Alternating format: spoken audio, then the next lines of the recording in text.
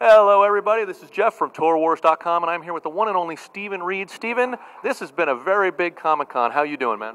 I'm doing alright. I'm a little tired. Yeah. We got some more sleep last night, but we had to go do pre-order in the middle of the night, California time, so I didn't get much sleep.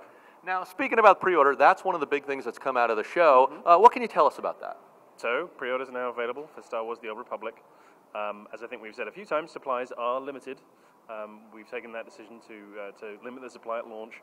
We've got 3 editions of the game, Standard Edition, Digital Deluxe, and the Collector's Edition as well.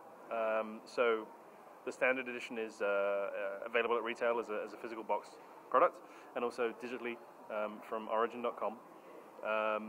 Digital Deluxe is an exclusive to Origin, and is digital only, as the name implies. Collector's Edition is available, or was available on Origin.com, and now isn't. It's sold out, but it's going to be available on, obviously, other retailers. And there are many, many, many more retail copies out there in circulation than there were on Origin.com, so don't feel like it's already sold out. Hopefully, it'll sell for a while, but supplies are limited, and when we do run out, we run out.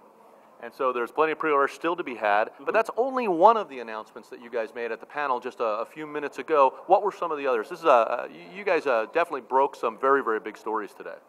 Well, you know, we tried to throw a few sort of bones in there. With a Comic-Con panel crowd, you never really know how many people there are going to be hardcore fans of your game. So we tried to mix it up, and we did a kind of a game overview and talked about the way that the game works for people who may not have been aware. And we put in some stuff in there. We have a kind of a cool story choice video where you can see the different outcomes of one of the moral sort of choices in the game. But we talked about companion customization, which is something that's really cool. Basically, you'll get the ability to change the appearance of your companion.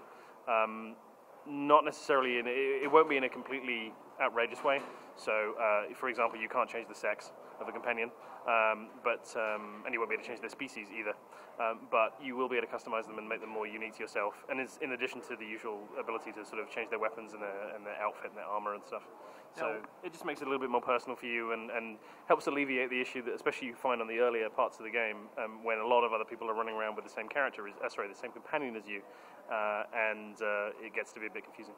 Now, it sounds to me like you're understating that a little bit, that what the example we saw was Vet, the Twi'lek companion. You could change her coloring completely, and she really did look very, very different. Yeah, you might not have been able to see too well on the slide, but, she has slightly different facial features, different color of skin, different, I'm gonna say the wrong thing. I know it's on her Leku, but I don't know whether they're tattoos, markings, I guess. I guess they're not tattoos.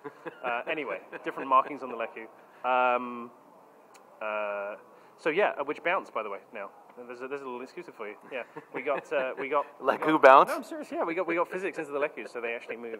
So just so you know.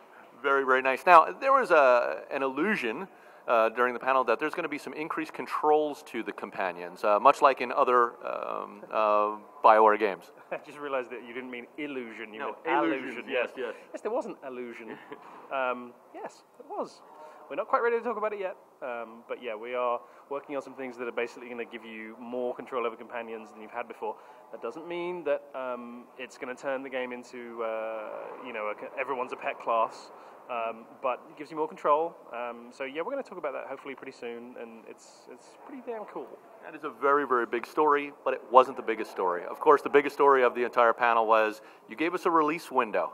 Now, holiday 2011, that's not very far away. No. I mean the pressure a little bit. Well, I know for some people it's not close enough, but yeah, that's where we're aiming right now. And yes, it's still a window. It's not a date. But we narrowed the window. I did say a while back that at the time when I said this originally, I didn't really know, but I said, yeah, it was possible that we would go straight to a date. It was also possible that we would go to a quarter or a month, and it was also possible that we would just narrow it. I should have said at the time, or a season. In this case, yeah, holiday 2011, which of course, internally, I pointed out that, holiday doesn't really mean much outside of America. I don't know. Most people can interpret however they like, and I don't want to try and suggest anything.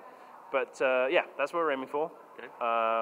And yeah, hopefully, we'll be able to cruise right into that window. Now,